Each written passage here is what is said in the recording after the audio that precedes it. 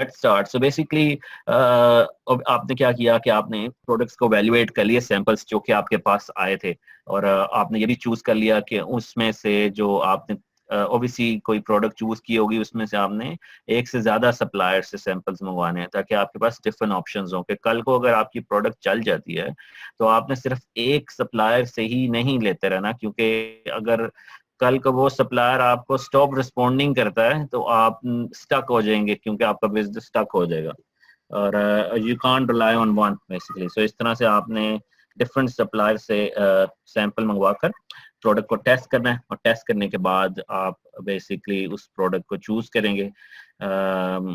Remember basically कि it doesn't mean कि ये आपकी परफेक्ट प्रोडक्ट अगर नहीं है तो doesn't matter. It doesn't mean कि अगर आप समझते हैं कि it's acceptable, let's start it, because otherwise आप सारी जिंदगी सैंपल्स ही मंगवाते रहेंगे। तो इसमें यह कि let's begin it at least, if you think this is acceptable product. अगर बहुत ही कोई मसला है, बहुत ही कोई इशू नजर आ गया आपको, then obviously you can think about getting another sample from another supplier and all this, right? So and also आपने ये make sure करना है कि important thing is very important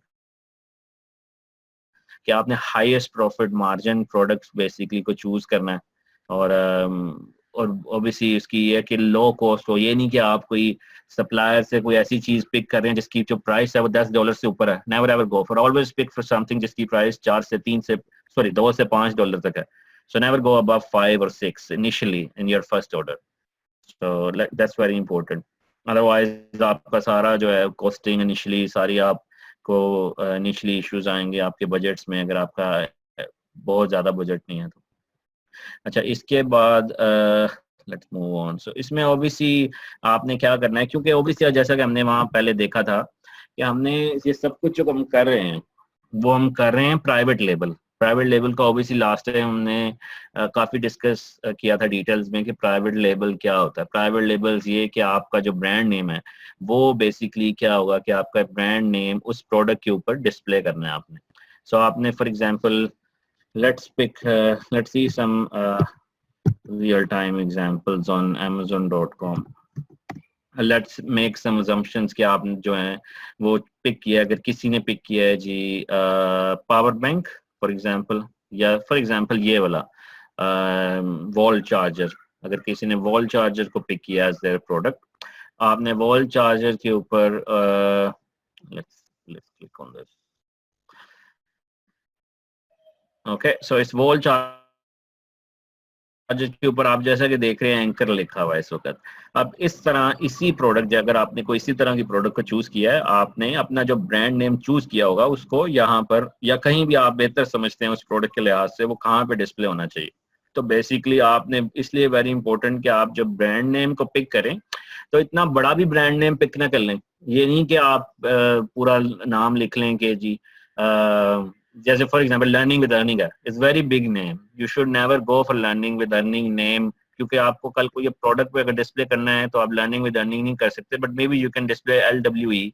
कुछ लोग ये भी सोचते हैं कि हम सिर्फ ब्रांड का सिर्फ लोगो डिस्प्ले करेंगे प्रोडक्ट के ऊपर, और बड़ा नाम और लंबा जो नाम होगा वो हम पैकेजिंग के ऊपर डिस्प्ले करेंगे। ये भी it's just based on your nature, but I always go for very small and short name, 5 to 6 characters like brand name, but you can, it's your choice basically. And also ये make sure करना है कि आपको उसकी domain name available हो। ये it's very important because next time हम क्या करेंगे कि अगर टाइम मिला आपको और मुझे टाइम मिला इस सेशन में या बाद में, तो उसमें ये होगा कि हम लोग आपको जैसे शॉपिफाई का एक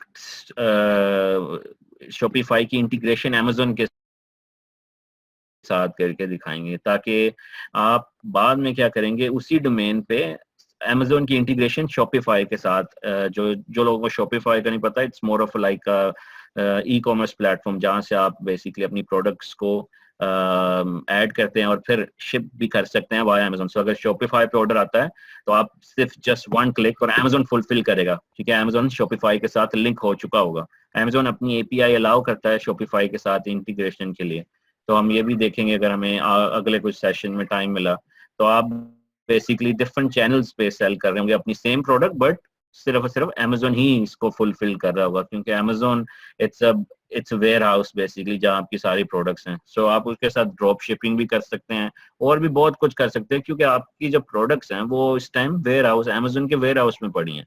So it's basically up to you how you utilize. One source obviously could be Amazon, जो कि itself is big giant, but there are many other sources as well. So अगर कोई domain available नहीं है तो basically you pick something else. All you want is just expand your brand and have web presence, right? Because obviously लोग क्या करते हैं कि कुछ लोग buy करने से पहले हमेशा search भी करते हैं कि ये brand क्या इसकी website है या क्या है या website के बगैर है. I know many people in Pakistan, actually, one of my friend, actually, he has been selling on Amazon from the last 1 year and he never made a website. So इसमें ये नहीं है कि ये it's very important कि compulsory नहीं है. If you do not have budget right now, you don't need to. But it's always good practice or recommended to least register a domain name, but time मिले तो आप Shopify पे भी काम करना शुरू कर दें. So but don't just divert your focus on just focusing on Shopify, because you have a lot of things to do as well when your product goes live. और also make sure कीजिएगा ये ऐसा नाम जो आपने choose किया कोई Amazon पे ऑलरेडी तो नहीं है सेल कर रहा है इस नाम पे, क्योंकि otherwise there's no point of spending time. Or step 4 is basically you also think about, it's not compulsory to have trademark. It's just basically अगर आपको कल को आपकी प्रोडक्ट जो है जैसे एंकर वाले हैं उनकी प्रोडक्ट चल जाती है या आपकी प्रोडक्ट चल गई है तो लोग दिन में 500,000 यूनिट्स बाय कर रहे हैं. तो इसमें इशू ये होगा कि जैसे Amazon में एक फंक्शनैलिटी क्या है, sell yours. Amazon basically allow other people to sell the same product as well.